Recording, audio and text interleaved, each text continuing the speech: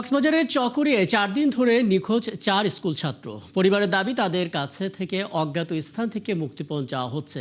চকরিয়া থানার ওসি জানিয়েছেন, মানব পাচারকারীদের চক্রে পড়তে পারে ওই ৪ শিক্ষার্থী, আর তাদের অবস্থান জানার চেষ্টা করছে পুলিশ। কামরুল ইসলাম মিন্টুর প্রতিবেদনে বিস্তারিত। আদরের সন্তান ৪ দিন থেকে নিখোঁজ। নানা জায়গায় ঘুরে সন্ধান না পাওয়ায় দিশেহারা তাদের মা বাবা। নিখোঁজ ৪ জন হলো দক্ষিণ সুরাজপুর গ্রামের কিশোর সামিম, মাহিম, সোহাগ ও শহীদ। তারা সবাই চকরিয়ার কাকারা উচ্চ বিদ্যালয়ের ৮ম শ্রেণীর শিক্ষার্থী। নিখোঁজদের পরিবারের দাবি, গত ৩১ মে নানা বাহানায় ঘর থেকে তারা বের হয়েছিল। পরে একটি কালো গাড়ি তাদের তুলে নিয়ে যায়।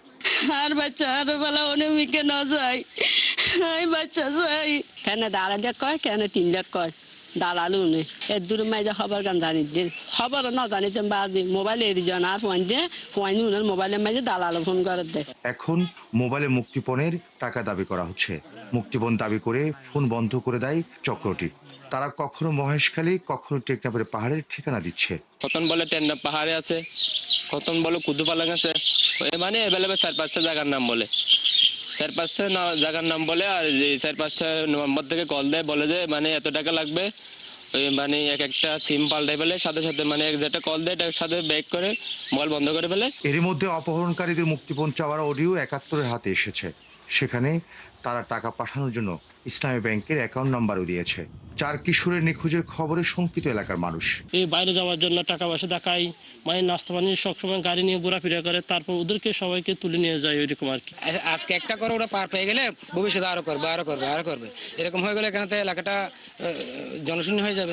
চকরিয়া থানার ভারপ্রাপ্ত কর্মকর্তা জানান, ৪ শিক্ষার্থী মানব পাচারকারী চক্রের ফাঁদে পড়েছেন। তাদের অবস্থান জানার চেষ্টা চলছে। তার মাধ্যমে নাকি তারা বিদেশ মালয়েশিয়া যাচ্ছে, এখন তাদের খোঁজ পাচ্ছে না। এটা নিয়ে তারা ফেসবুক স্ট্যাটাস দিচ্ছে, এটা সূত্র ধরে কেউ একজন ফোন করছে যে টাকা পয়সা চাচ্ছে। আমরা এটা তদন্ত করতেছি। আমরা শুনছি যে যার মাধ্যমে ওরা গেছে ওরা নাকি এদিকে চকরিয়া থানায় করা সাধারণ ডায়েরিতে উল্লেখ করা হয়েছে, দীর্ঘদিন ধরে ইমোতে তাদের উন্নত জীবনের লোভ দেখাচ্ছিল মালয়েশিয়া প্রবাসী ইশাক। কামরুল ইসলাম মিন্টু, ৭১, কক্সবাজার।